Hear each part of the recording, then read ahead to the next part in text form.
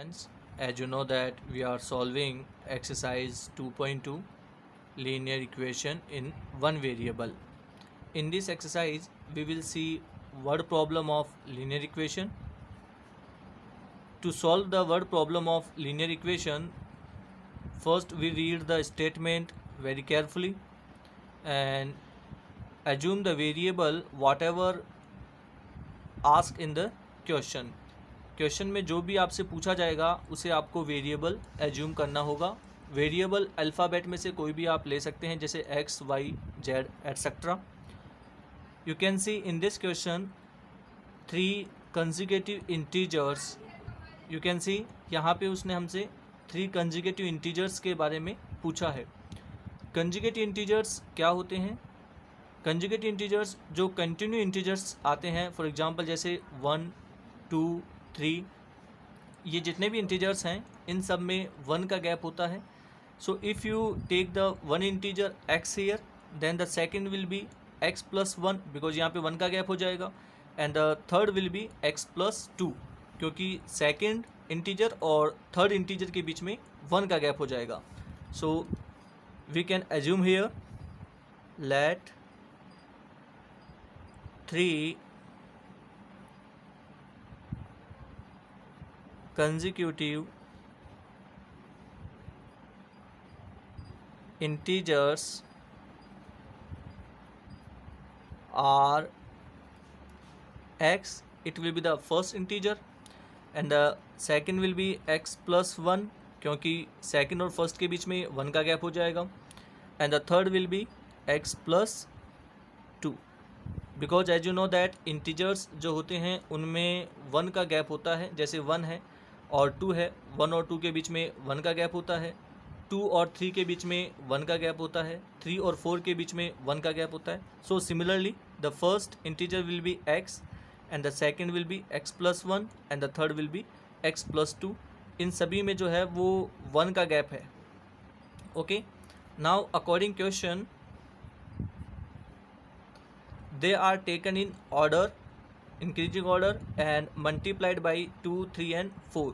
Means ये है कि जो आपका फर्स्ट इंटीजर है उसे आप 2 से मल्टीप्लाई करेंगे, सेकंड इंटीजर को 3 से, और 4 जो आपका 4 है उसे आप x प्लस 2 से मल्टीप्लाई करेंगे. So according question we will multiply 2 by first integer, third will be multiply by second integer x plus 1 and 4 will be multiplied by the third integer. Okay, and they add up to 74. और जब इन्हें add किया जाता है so we will add them plus when we add them then we got 74. so you can write here equals to 74. इनको add करने पे 74 हो. now you can see 2x plus when the 3 multiply x we got here 3x, and when 3 multiply plus 1 we got here plus 3, plus when 4 multiply x we got here 4x, plus 4 multiply 2 we got here 8 equals to 74. अब हम यहाँ पे like terms को add कर लेते हैं. 2x plus 3x plus 4x ये बन जाएगा यहाँ से 9x, plus 8 plus 3 11 equals to 74. you can see it is a linear equation in one variable. क्योंकि यहाँ पे देखिए वेरिएबल जो है वो केवल x है, तो 1 वेरिएबल है और इसकी जो पावर है वो 1 है. सो इसीलिए इसको लीनियर इक्वेशन कहते हैं. Now to solution of the linear equation variable should be alone here. x को यहाँ पे अकेला होना चाहिए. सो यहाँ से 11 को ट्रांसफ़र करेंगे, उसके बाद में हम 9 को ट्रांसफ़र करेंगे. So we can write here 9x equals to 74 minus 11. 9x equals to 74 minus 11 will be 63. x equals to 63. यहाँ से देखिए x और 9 मल्टीप्लाई है, सो यहाँ से जब 9 ट्रांसफ़र होगा तो ये डिवाइड हो जाएगा. When we divide 63 by 9 we got here 7. So the value of x here 7. x क्या है? x is the first integer and if you add +1 then you got the second integer. जैसे first integer 7 है, अगर हम उसमें 1 add करेंगे तो second आ जाएगा, मीन्स 8 हो जाएगा। और अगर हम उसमें 2 ऐड कर देंगे तो थर्ड इंटीजर आ जाएगा। So you can write here, so 3 consecutive integers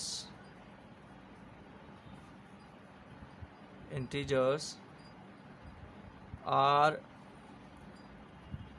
7 because first integer is x and value of the x here 7, and second will be 7 plus 1 because यहाँ पे x की value 7 है, 7 plus 1 will be 8, and the last will be 7 plus 2 9.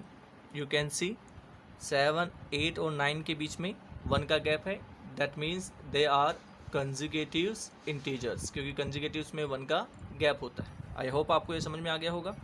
Now we solve question number 9 here. You can see in question number 9 the age of Rahul and Harun are in the ratio। Rahul और हारून की जो as है उनको ratio में given है, ठीक है। And as you know that ratio जो होता है उसे जब भी आप लिखेंगे तो वेरिएबल यूज आप करेंगे। फॉर एग्जांपल जैसे राहुल की जो एज का रेशियो है वो 5 है, सो यहाँ पे आप उसे 5 नहीं लेंगे, आप इसे लेंगे 5x, वेरिएबल उसके साथ यूज करेंगे। Okay, so will add age of Rahul 5x because ratio उसका 5 था और रेशियो में हम वेरिएबल यूज कर लेंगे 5x। Okay, similarly age of Harun, यहाँ पे हारून का जो रेशियो है वो 7 है, सो वेरिएबल जब हम यूज करेंगे सो ये बन जाएगा 7x। Is that clear? Now according question, after the 4 year, 4 साल बाद में उनकी जो एज होगी वो 4 साल बढ़ जाएगी। ये है उनकी प्रेजेंट एज 5x और 7x। After the 4 year, after 4 year age of Rahul, 4 year बाद में राहुल की जो एज है वो 4 साल बढ़ जाएगी, so we will add +4 year. And similarly Harun भी 4 साल बढ़ जाएगा, so as of Haroon 7x + 4। ये तो उनकी प्रेजेंट एज है और ये उनके 4 साल बाद में बनने वाली एज है। Now you can see the sum of their age will be 56 year.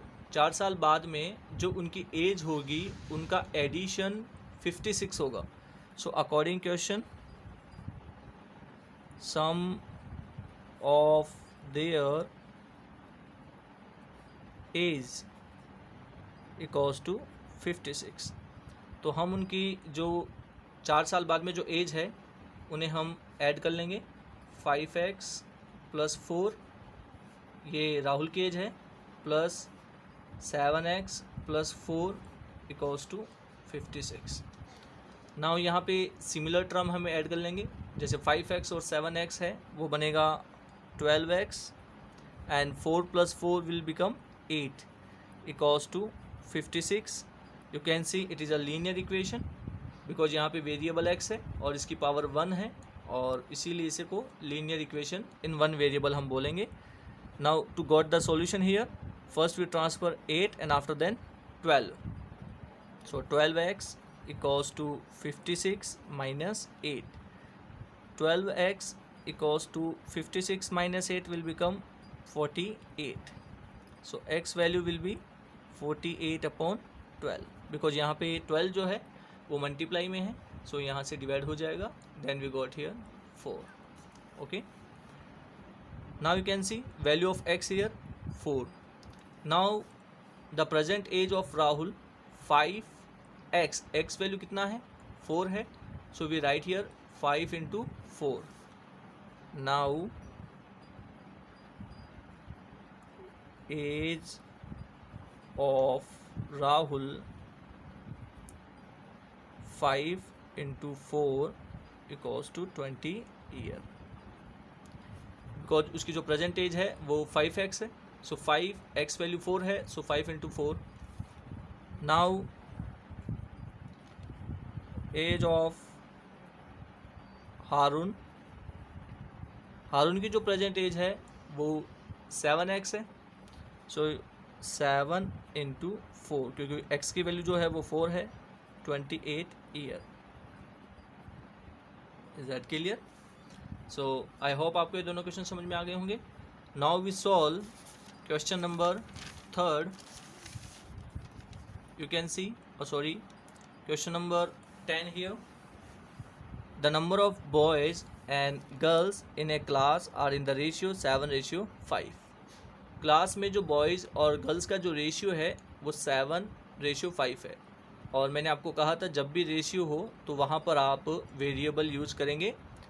For example जैसे बॉयज़ का रेशियो है 7, then the number of boys will become 7x, and the girls ratio is 5, that means number of girls will become 5x. So you can write here, let number of boys 7x and number of girls 5x. Is that clear? Now according question, you can read here, the number of boys means 7x. Number of boys is 8 more than the number of girls. Means ये boys का जो number है वो girls के number से 8 ज़्यादा है. और अगर आप चाहते हैं बॉयज़ और गर्ल्स इक्वल हो जाए तो गर्ल्स में आपको ऐड करना होगा, क्योंकि गर्ल्स कम है बॉयज़ से. So you can write here according question, number of boys and number of girls and we want equal them, so हमें गर्ल्स में ऐड करना होगा, क्योंकि बॉयज़ तो पहले से ही ज़्यादा हैं. सो हमें गर्ल्स में ऐड करना होगा, बिकॉज हम इन दोनों को इक्वल करना चाहते हैं. Now arrange them, 7x 5x will be transfer here, minus 5x equals to 8. 7x minus 5x will become 2x equals to 8, and x equals to 8 upon 2, it will become 4. Okay, now x value is 4, so number of boys will become 7 into 4, because उनका जो ratio था वो 7 था, और ratio के साथ में हम वेरिएबल यूज कर लेंगे तो ये बन जाएगा 7x, और x की वैल्यू कितनी है 4 है. So we can write here 7 into 4. So number of boys 7 into 4 equals to 28. Is that clear? And number of girls कितना है 5x. 5 into x की वैल्यू कितनी हो जाएगी 4. 5 into 4 equals to 20. Now you can see number of boys और number of girls में difference जो है वो 8 का है, और अकॉर्डिंग क्वेश्चन भी कितने का था 8 का था. इसका मतलब हम बिल्कुल सही कर रहे हैं.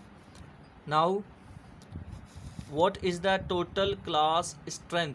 Okay, total